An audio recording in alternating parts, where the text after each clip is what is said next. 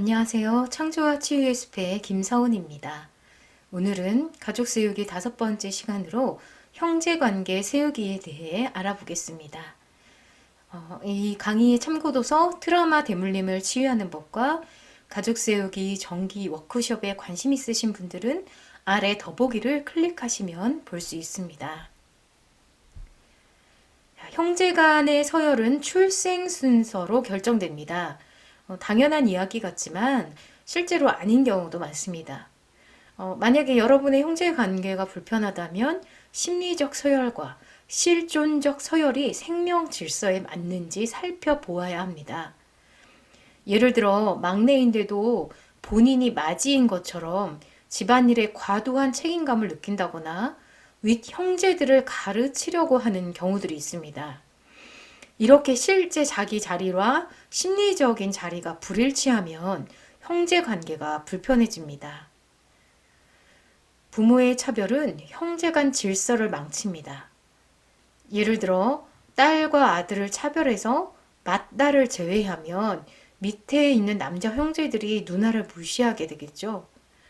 또는 부모가 공부를 잘하거나 돈이 많은 자녀를 대놓고 우대하면 나머지 자녀들이 설 자리를 잃습니다. 특히 맏아들에게 쏠린 부모의 편애와 딸들에게 행해진 차별과 폭력은 형제 관계에 치명적인 영향을 미칩니다. 형제 간 다툼은 그리고 또는 질병은 제외된 사람이나 부부싸움을 대신하기도 하는데요. 트라우마 대물림을 치유하는 법 도서에 보면 남편의 외도를 모른 척한 아내의 이야기가 나옵니다. 아내는 남편을 죽이고 싶을 정도로 살기가 치받쳤지만 남편과 싸우는 대신 첫사랑 남자와 맞바람을 피는 방식으로 복수를 하게 되는데요. 그러자 남매의 싸움이 날이 갈수록 심해지게 됩니다. 자녀는 부모님에 대한 충성심으로 부모의 사이가 나쁠 때 대신 아파버리거나 또는 비행을 일으켜서 부부 둘 사이를 연결시키려고 하는 경우들이 종종 있습니다.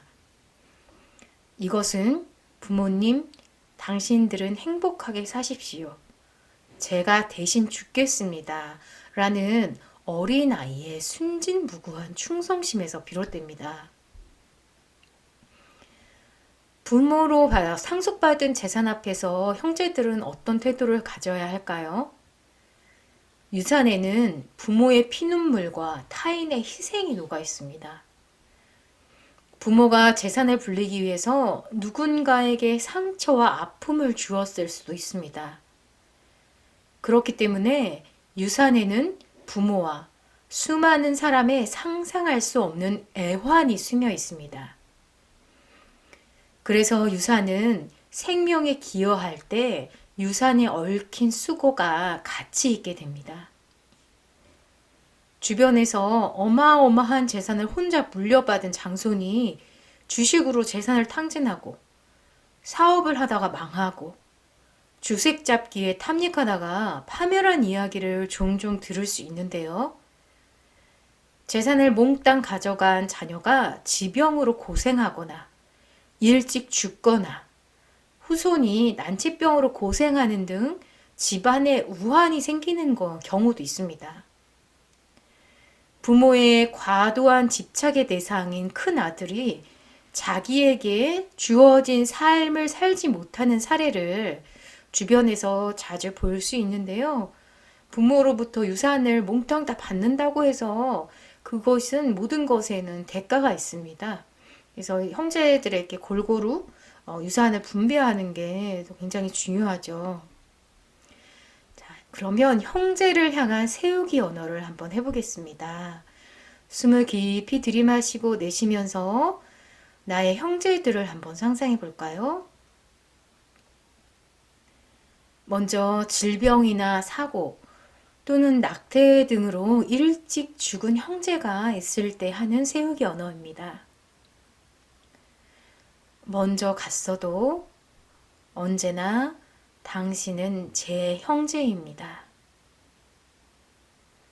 저는 여기서 조금만 더 살다가 당신께 가겠습니다. 이번에는 어릴 적 나를 잘 돌봐준 누이나 형제에게 하는 언어입니다. 따라해 봅니다. 저는 압니다. 당신이 제게 무엇을 선물했는지를. 저는 그것을 귀하게 받습니다. 고맙습니다. 또 주변에 불행하게 사는 형제가 있다면 세우기 언어를 해봅니다. 당신의 운명을 존중합니다. 제가 다르게 살 수 없는 것처럼 당신도 다르게 살 수 없음에 동의합니다. 제가 잘 사는 것은 모두 당신 덕분입니다. 네, 맨 앞에 했던 저는 여기서 조금만 더 살다가 당신께 가겠습니다는 자살을 예방하는 효과가 있습니다. 가족원이 외석하게 죽었을 때 애도를 제대로 하지 않으면 여러 가지 심리적 병리, 형상이 일어나는데요. 그중 하나가 일찍 죽은 가족원을 따라 죽고 싶은 마음이 듭니다. 다른 하나는 자신이 죽으면 죽은 가족원이 살아 돌아올 것이라는 환상입니다. 이것은 타인의 죄를 대신하여 벌을 받거나 속죄하고자 하는 무의식적인 욕구이기에 알아차리기 어렵습니다. 이 문장은 죽은 사람을 더 이상 이 세상으로 불러들이지 않도록 돕는 문장입니다. 어릴 적 돌봐준 형제에게 하는 세우기 언어는요, 경제적으로 많이 어려웠던 시절에 오빠나 남동생을 공부시키기 위해서 희생한 딸들이 많았죠. 가장 역할을 하면서 동생을 공부시키고 뒷바라지하는 큰 형도 많았습니다. 영화 국제시장에 보면 황정민 배우님이 이렇게 자신의 삶을 희생한 장남의 역할을 아주 잘 보여줬는데요. 이렇게 희생한 형제는 보상받고자 하는 기대를 가지고 반대로 수혜를 입은 형제는 부채감이 있습니다.